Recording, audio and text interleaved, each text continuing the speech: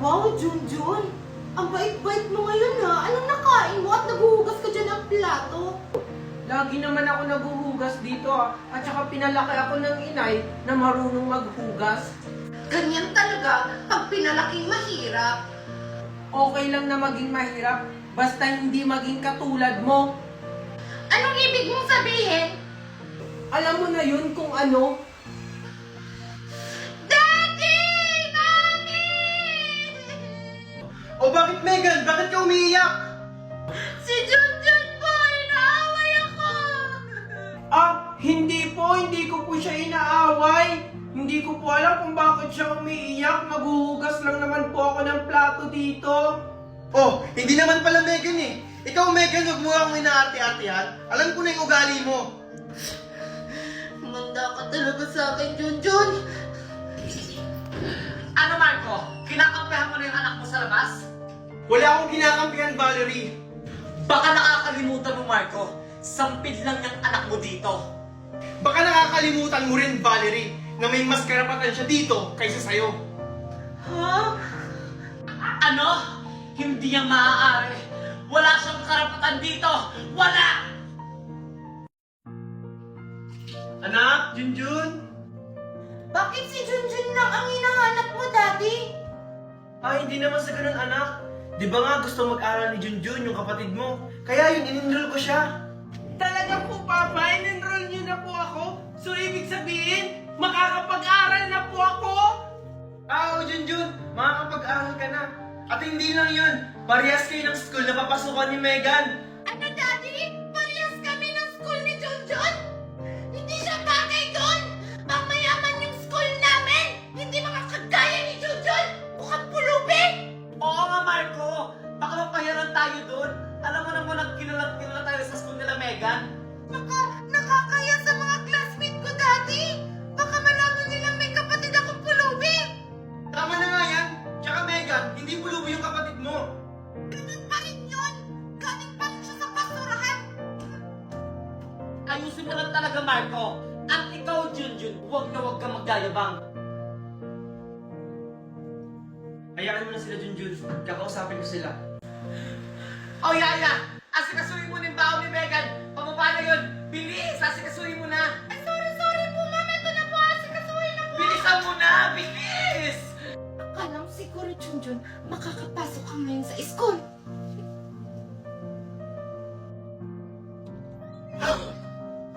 Oh, Megan, bakit ka dito? May kailangan ka ba? Wala. Pinapasabi lang ni Mami na bilisan mo daw kumilos dyan. Eto na nga, maliligo na ako. Excuse me. Maniligo ka pala? Ang bagal-bagal mo kumilos. Alam mo, makakapasok ka ngayon, Junjun? Hindi. Handa ka ngayon sa akin, Junjun.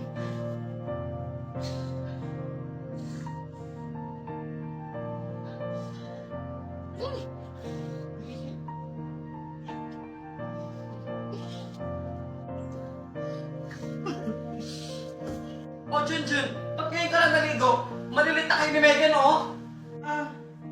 Maaga pa naman po. Anong maaga? Huwag mo nga kayahin yung school mo dati sa school nila, Megan. Mami, nakahanda na po ako. Wait lang, Megan. Ito kasi isa, pabagal-bagal. No! Ayoko yung kasabay sa school, Mami! Mauna na lang tayo! Ayaw niyong kasabay si Junjun, ako na lang mag-aaral sa kanya. Sige, Junjun, magbihis ka na. Sige po.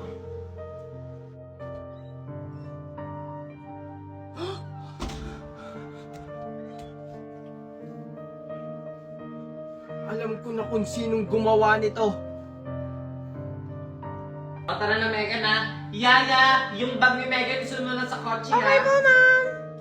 Megan, ikaw ba may gawa nito? Ikaw lang naman yung pumasok sa kwarto. Uy, Junjun! Huwag mo nga akong pinagbibintangan dyan! Hindi ako pumasok sa kwarto mo! Sinong gagawa nito? Si Yaya? Hindi naman kayang dumihan nito ni Yaya. Oh, Megan, totoo ba yung sinasabi ni Junjun na ikaw nagdumi ng damit niya? Hindi po, Mami! Hindi ko po yan magagawa! O, tignan mo, ikaw, Junjun, huwag na huwag mong pagbibigtakan yung anak ko.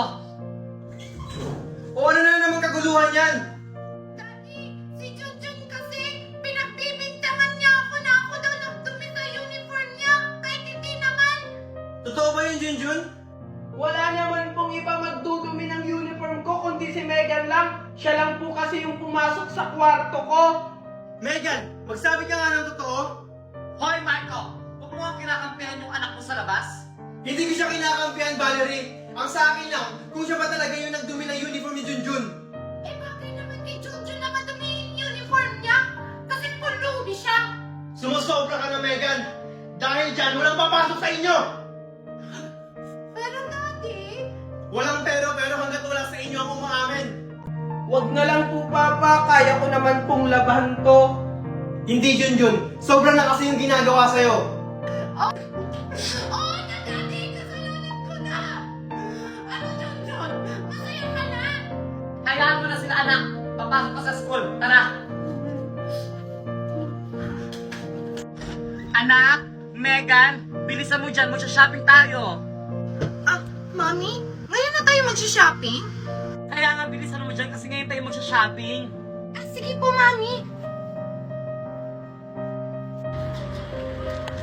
Oh, Manong, anong ginagawa mo sa harap ng bahay namin? Andyan po ba si Sir Marco? O bakit? Anong kailangan mo sa asawa ko? Kayo po pala yung asawa ni Sir Marco. Pakibigay na lang po kay Sir Marco. Ano ba to? Basta, si Sir Marco lang yung nakakaalam yan. O sige po, alis na po ako. Manong, wait ang Teka, ang bilis naman ng Manong na yun. Ano kaya binigay niya kay Marco? Parang hirap buksanin to.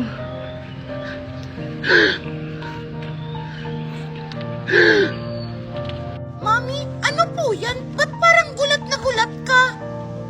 Hindi to maaari, Megan. Dapat tayo may karapatan nito. Ano, Mami? Ano po ba kasi to?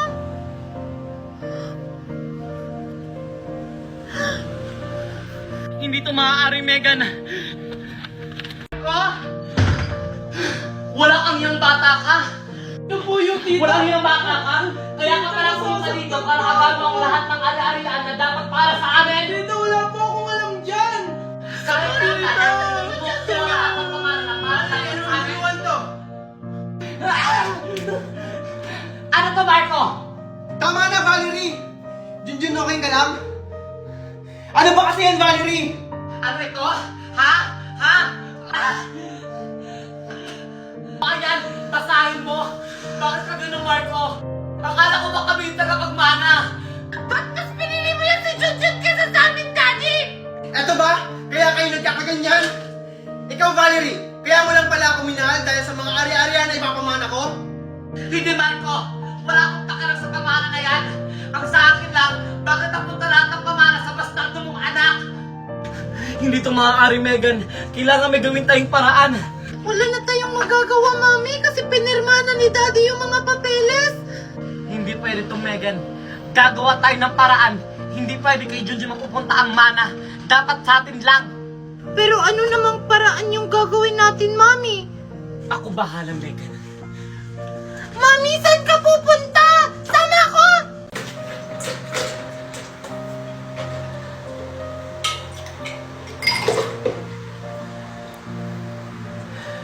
Junjun! Bakit po, tita?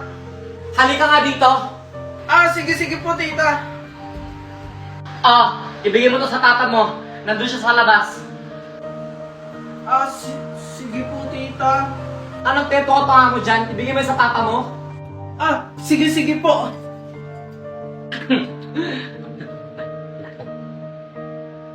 Manong, pakilinisan na yung garahe dyan na after nyo dyan, pakibuhat na lang din to. Papa, inom muna po kayo ng juice. Salamat anak, nag-abala ka pa. Handa ka, Junjun. Teka, Junjun, ba't ganito yung lasa na ito? Tsaka, parang hindi ako makahinga. Tsaka parang nahihilo ako. Papa, ano nangyayari sa'yo?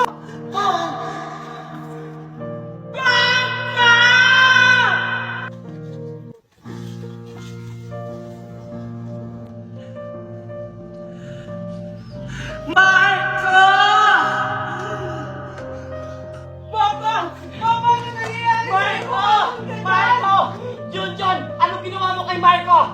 Hindi ko po alam. Bigla na lang po siyang nahilo nung uminom po siya ng juice.